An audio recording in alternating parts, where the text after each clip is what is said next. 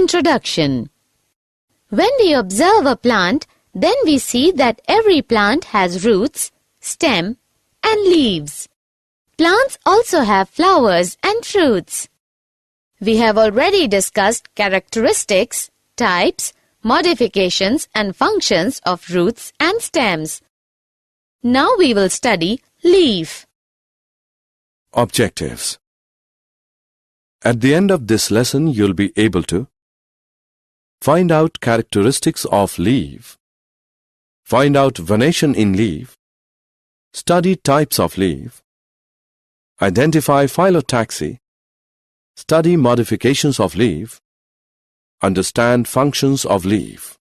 The leaf. The leaf is lateral, flattened structure borne on a node of the stem. The leaves are the food manufacturing organs of the plant. It bears a bud in its axil. The axillary bud later develops into a branch. The leaves originate from the shoot apical meristems, which are small, isodiametric, and thin-walled and are arranged in an acropetal order.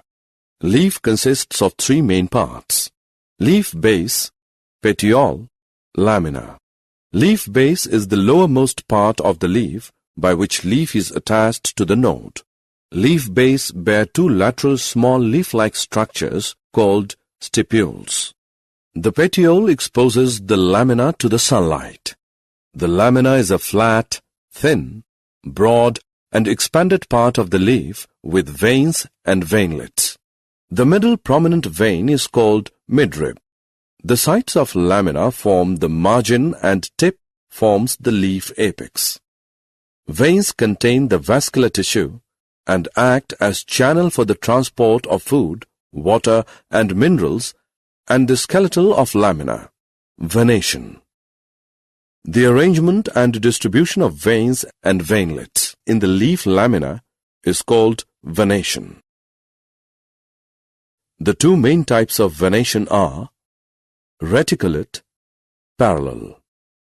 Reticulate. When the veins are irregularly distributed to form a network, it is known as reticulate venation. Parallel. When the veins are parallel to each other within a lamina and do not form a network, it is known as parallel venation. Types of leaves. On the basis of incision or indentation, leaves are of two types: simple leaf and compound leaf. Simple leaf. A leaf is said to be simple when its lamina is entire or is incised, but the incision do not reach the midrib in pinnate leaf or do not reach up to the tip of petiole in palmate leaf. Compound leaf. A leaf is said to be compound when its lamina goes down to the midrib, rachis, or to the petiole, so the leaf is broken up into number of segments called leaflets. Phyllotaxy. The arrangement of leaves on a stem or branch is called phyllotaxy. It results in the orientation of leaves in such a way that they receive maximum sunlight to perform the photosynthesis. It is of three main types: alternate or spiral, opposite, whorled. Alternate or spiral. A single leaf arises at each node alternately. Example, Hibiscus rosa sinensis. Opposite. A pair of leaves arise at each node and lie opposite to each other. Example, Calotropis procera. Whorled. When three or more leaves arise at each node and are in whorl or circle. Example, Nerium, oleander. Modifications of leaves. Leaves are modified to perform functions other than photosynthesis.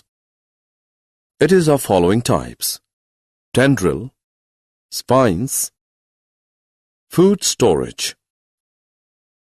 Tendril. Tendrils are thread-like green structures which are sensitive to touch and are capable of coiling around the support. Examples: Pisum sativum, smilax, gloriosa, etc. Spines.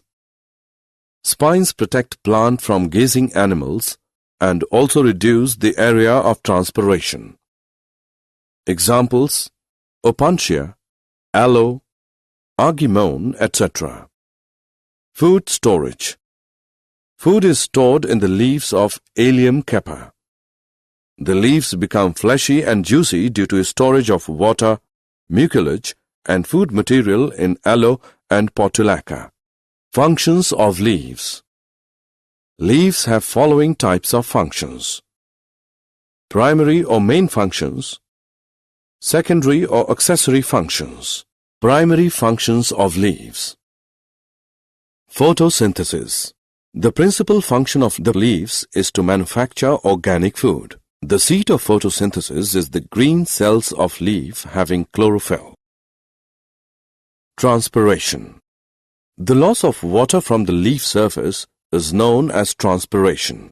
It is necessary to create force or tension in water column and thus cause ascent of sap.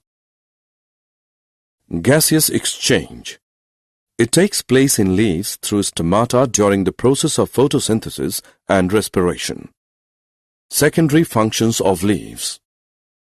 Storage of food in leaf bases. Example, onion. Storage of water in the leaves of succulent nature. Example, bryophyllum, aloe. Protection. Secondary functions of leaves. Protection against browsing. By modifying into spines, leaves protect plants from grazing. Examples, opuntia and barberry. It reduces rate of transpiration when modified into phyllodes. Examples, acacia. They help in climbing the plants having weak stem when modified into tendrils and hooks. Examples, smilax. Reproduction. Secondary functions of leaves. Leaves help the plants in vegetative multiplication. Example, bryophyllum. Secondary functions of leaves. Leaves act as balances for floating when modified into roots. Example, salvinia. Secondary functions of leaves. Sexual reproduction. The leaves are modified into sepals, petals, stamens, and carpels to take part in sexual reproduction. Did you know?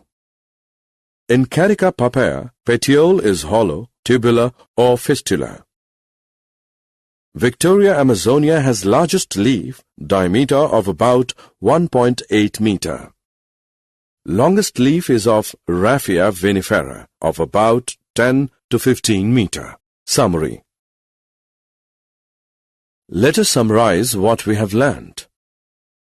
Leaf is a lateral outgrowth of stem developed exogenously at the node. Leaves are green in color to perform the function of photosynthesis. Leaves exhibit marked variations in their shape, size, margin, apex, and extent of incisions of leaf blade. Like other parts of a plant, leaves also get modified into other structures such as tendrils, spines for climbing and protection respectively.